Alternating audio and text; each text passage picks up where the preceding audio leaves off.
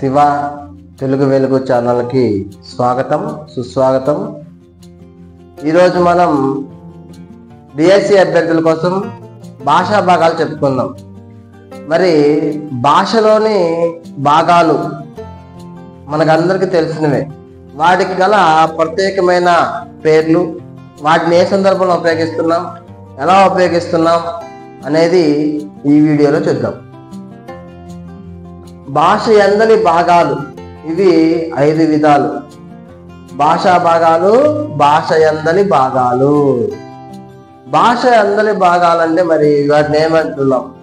నామవాచకం, సర్వనామం, క్రియ, విశేషణం, అవ్యయం. ఈ విధంగా మనకి భాషా భాగాలని చెప్పుకోవడం జరుగుతుంది. మరి ఈ భాషా భాగాలు ఎన్ని రకాలుగా ఉన్నాయి? మనం కేవలం 5 చెప్పుకున్నాం, కానీ 5లో కూడా ఇంకా అనేక ఉపవిభాగాలు ఉన్నాయి. వాటన్నిటిని మనం ఎలా గుర్తించాలి, ఏం తెలుసుకోవాలి చూద్దాం. నామవాచకం, దీన్నే ఆంగ్లంలో నౌన్ అని అంటారు. పేర్లను తెలియజేసే పదాలను నామవాచకాలు అంటారు. ఇవి 5 రకాలు. జాతి నామవాచకం, సంజ్ఞా నామవాచకం, గుణనామవాచకం, సాముదాయిక నామవాచకం, క్రియానామవాచకం. మరి జాతి నామవాచకం అంటే ఏంటి? సమానమైన స్వరూపాలు, స్వభావాలు గల వస్తువులు సమూహాన్ని తెలియజేసేది జాతి నామవాచకం అని చెప్పడం జరుగుతుంది. ఉదాహరణకి గోవు, పులి, ఆవు, నక్క, మనుష్యులు, ఇవన్నీ కూడా ఒక జాతి నామవాచకాలు. ఇంకా వాటిలో చాలా రకాలు ఉంటాయి. ఇదంతా ఒక జాతి. సంజ్ఞా నామవాచకం. సంజ్ఞ అంటే గుర్తు. సాధారణమైన పేర్లను తెలియజేసే వాటిని సంజ్ఞా నామవాచకాలు అంటాం. మనం వీటినే వాడుతున్నాం. కృష్ణుడు, రాధ, శంకరు, జ్యోత్స్న, యజ్ఞ, ఇలాంటి పేర్లన్నింటినీ కూడా సంజ్ఞా నామవాచకాల కిందగా మనం చెప్పుకోవచ్చు.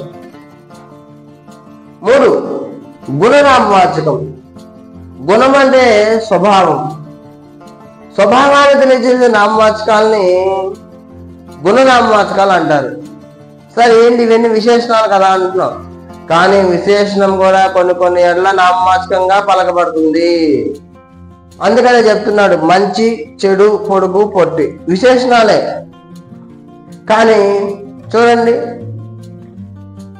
ఆవు నామవాచకం, మంచి ఆవు విశేషణ నామవాచకం. నల్ల మంచి ఆవులు అంటే నల్ల అనేది మన విశేషణం అయితే, మంచి ఆవులు 2 కూడా నామవాచకం అయిపోతుంది. ఆ విధంగా సాముదాయిక నామవాచకం. సాముదాయకం అంటే సముదాయాన్ని తెలియజేసేవి. గుంపు, సంఘం. ఒక సంఘాన్ని గురించి ఇలా తెలియజేసే వాటిని సాముదాయిక నామవాచకాలు అని చెప్పడం జరుగుతుంది. క్రియానామవాచకం. క్రియ అంటే పనిని తెలియజేసే నామవాచకం క్రియానామవాచకం. ఉదాహరణకి చేయు, పాడు, వండు, తిను, ఇవి కూడా నామవాచకాలుగానే ఒక్కొక్కసారి పలకటం జరుగుతుంది. కాబట్టి ఈ విధంగా నామవాచకం 5 విధాలు. ఇప్పుడు సర్వనామం గురించి చెప్పుకుందాం. సర్వాధీని సర్వనామాని అంటే అన్నిటినీ ఆధీనంలో ఉంచుకునేది సర్వనామం. నామవాచకానికి బదులుగా వాడే వాటిని సర్వనామాలు అంటారు. ఇవి 7 రకాలుగా ఉన్నాయి. సంబంధ సర్వనామం, విశేషణ సర్వనామం, సంకేయ వాచక సర్వనామం, పురుషులకు సంబంధించిన సర్వనామం, నిర్దేశాత్మక సర్వనామం, అనిర్దిష్టార్థక సర్వనామం, ప్రశ్నార్థక సర్వనామం. ఒక్కొక్కటి చూద్దాం. సంబంధ సర్వనామం. సంబంధం ఉండే అర్థాన్ని తెలియజేసేవి సర్వనామాలు. ఇవి ఈ క్లాసు ఎవరు వింటారో వాళ్ళే విజేతలు.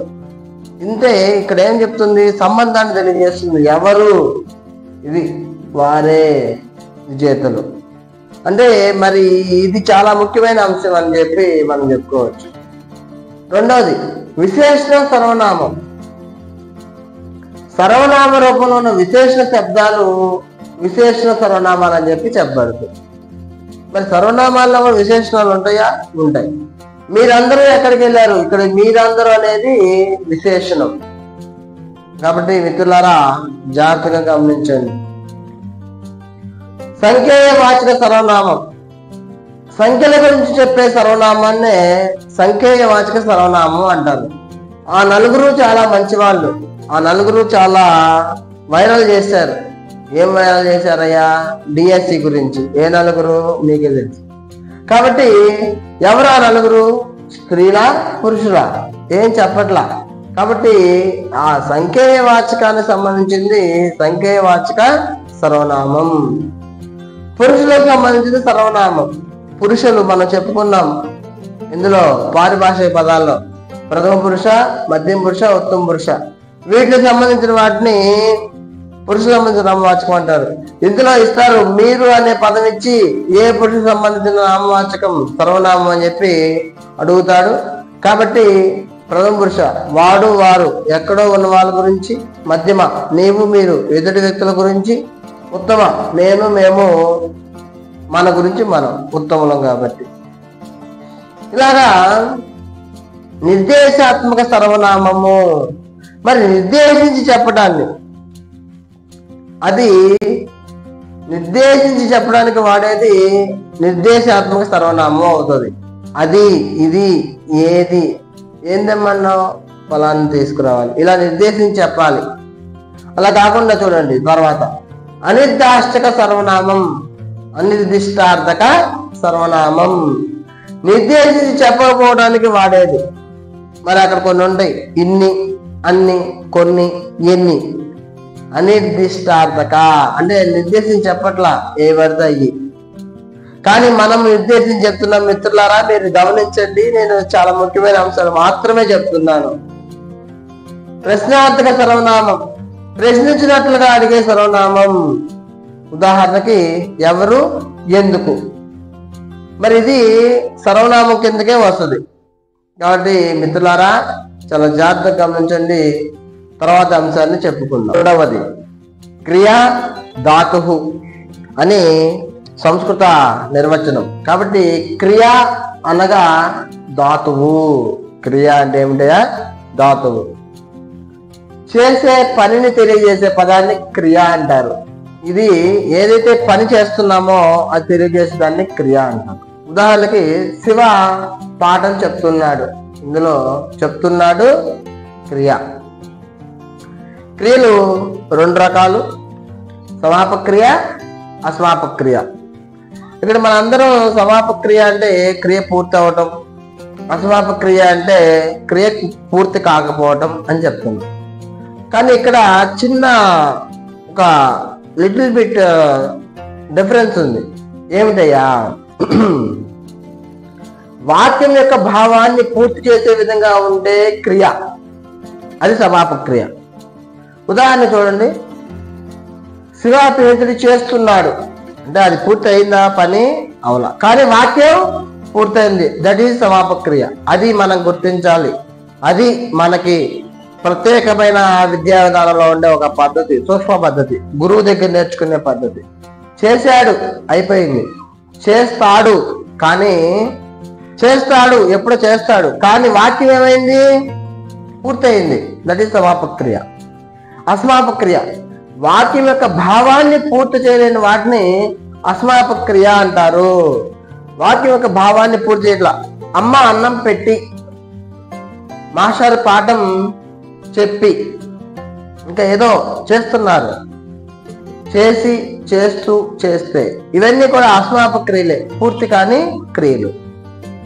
ఇంకా ఈ క్రియ స్వభావాన్ని బట్టి రకరకాలుగా మారుతుంది. ఇందులో వర్తమాన కాల క్రియ అంటే చేస్తున్నాడు, భూతకాల క్రియ చేసి, భవిష్యత్ కాల క్రియ చేస్తే, తద్ధర్మార్థం సూర్యుడు తూర్పున ఉదయిస్తాడు, ఆశీర్వాదకం మీకు డిఎస్సి వచ్చుగాక, చెప్పండి, సంప్రార్థనార్థకం ప్రార్థించటం, దయచేసి మమ్మల్ని కాపాడండి. కాబట్టి ప్రార్థన ఏదైనా, మరి దయచేసి ఈ వీడియోని లైక్ చేయండి, అడగటం ఏదైనా కావచ్చు. శాపార్థ క్రియ శపించడం, ఇంకా ఏదైనా కావచ్చు. వ్యతిరేకార్థక క్రియ, వ్యతిరేక క్రియ, కష్టపడి చదవక మంచి మార్కులు రాలేదు. కాబట్టి ఇలాంటివి క్రియలు అనేక రకాలుగా మనకి సందర్భాన్ని బట్టి చెప్పుకోవాలి. కాబట్టి మెయిన్ వాక్యం యొక్క భావాన్ని పూర్తి చేసంగా ఉండే క్రియ సమాపక క్రియ. అది గుర్తుపెట్టుకోండి మిత్రులారా. దీని గురించి బిట్ అడిగే అవకాశం ఉంటుంది. తర్వాత విశేషణం గురించి చెప్పుకుందాం. విశేషతే అనేనైతి విశేషణం. విశేషతే అంటే విశేషించి చెప్పేది విశేషణం. అంటే విశేష్యము అంటే నామవాచకం, విశేష్యము అంటే నామవాచకం, విశేషణము అంటే గుణము, గొప్పతనం. దానికి సంబంధించిన సమూహం నుంచి వేరు చేసేది విశేషణం అని అర్థం. అంటే ఉదాహరణకి ఆవు విశేష్యం, నల్ల ఆవు విశేషణం. అంటే నల్ల ఆవు, ఇది విశేష్యం, ఇది విశేషణం. ఈ విశేషణము జాత్యాది భేదములచే 6 రకాలుగా చెప్పబడుతుంది. జాతి ప్రయుక్త విశేషణము, అది ఆవుల మంద, ఇది ఒక విశేషణం. క్రియా విశేషణం, పొలానికి వెళ్ళేవి ఆవులు, ఈ వెళ్ళేవి ఆవులు. గుణ విశేషణం, అతను మంచి వ్యక్తి, మంచి వ్యక్తి, మంచి అనేది ఇక్కడ గుణాన్ని తెలియజేస్తుంది. ద్రవ్య విశేషణం, కృష్ణుడు సంపన్నుడు, కృష్ణుడు సంపన్నుడు, ఇది ద్రవ్య విశేషణం. సంఖ్యా విశేషణము, అతడొక్కడు బాలుడు, అతడొక్కడు బాలుడు, అంతమందిలో అతడొక్కడే బాలుడు, అది సంఖ్యా విశేషణం, ఒక్కడు. సంజ్ఞా విశేషము, ఆమె కృష్ణుని భార్య, సంజ్ఞ గుర్తు సూచిస్తుంది. కాబట్టి ఈ విధంగా విశేషణం గుర్తించమన్నప్పుడు ఈ భార్య మామూలుగా నామవాచకం అవుతుంది, కానీ ఇక్కడ సంజ్ఞా విశేషణం అవుతుంది. అది గమనించుకోండి మిత్రులారా. తర్వాత అవ్యయం చెప్పుకుందాం. అవ్యయం లింగ వచన విభక్తి శూన్యాన్ని అవ్యయాన్ని. అంటే ఏం చెప్తున్నాడయ్యా? లింగ వివక్ష కానీ, వచన ఆకాంక్ష కానీ, విభక్తి ప్రసక్తి కానీ లేని వాటిని అవ్యయము అంటారు. అంటే పుంలింగమా, స్త్రీలింగమా, నపుంసకలింగమా ఉండదు, ఏకవచనమా, బహువచనమా ఉండదు, విభక్తులతో మారవు, విభక్తి ప్రసక్తే ఉండదు అక్కడ. ఇక్కడ చూడండి ఉదాహరణకి, అక్కడ, ఇక్కడ, ఎక్కడ, ఆహా, ఓహో, అయ్యో, అమ్మో, ఇవన్నీ కూడా ఆశ్చర్యార్థకాలన్నీ కూడా అవ్యయాల కిందకే వస్తాయి. ప్రతిపదోక్త అవ్యయాలు సహజంగా ఏర్పడే అవ్యయాలు, ఇవన్నీ కూడా సహజంగా ఏర్పడేవి, కాబట్టి వీటిని ప్రతిపదోక్త అవ్యయాలు అని చెప్తున్నారు. తర్వాత లాక్షణిక అవ్యయాలు. లక్షణం అంటే శాస్త్రం. ఏ శాస్త్రం? వ్యాకరణ శాస్త్రం. వ్యాకరణ శాస్త్రం ప్రకారం అవ్యయాలుగా మారినవి లాక్షణిక అవ్యయాలు. ఇక్కడ మీకు ఒక పాయింట్ చెప్తున్నా మిత్రులారా, అసమాపక క్రియలన్నీ లాక్షణిక అవ్యయాలే. అసమాపక క్రియలు ఏవైతే ఉన్నాయో అవన్నీ కూడా లాక్షణిక అవ్యయాలే. చేసి, పోయి, కని, వచ్చి, వెళ్ళి, చదివి, ఇవన్నీ కూడా లాక్షణిక అవ్యయాలు. ఇక సముచ్చయ అవ్యయాలు, యు, ను అనేవి సముచ్చయ అవ్యయాలు, కలిపి చెప్పటం అన్నమాట. నీవును, మరియును, ఇలాంటి పదాలన్నీ వస్తాయి. కాబట్టి మిత్రులారా, మా వీడియో కనుక మీకు నచ్చినట్లయితే మా ఛానల్ని సబ్స్క్రైబ్ చేసుకోండి, మా వీడియోని లైక్ చేయండి, షేర్ చేయండి. మీ అమూల్యమైన సలహాలు, సూచనలు కామెంట్ బాక్స్లో పెట్టండి. మీ సందేహాలను ఎల్లప్పుడూ మేము నివృత్తి చేస్తూ ఉంటాం. ధన్యవాదాలు. Bye bye.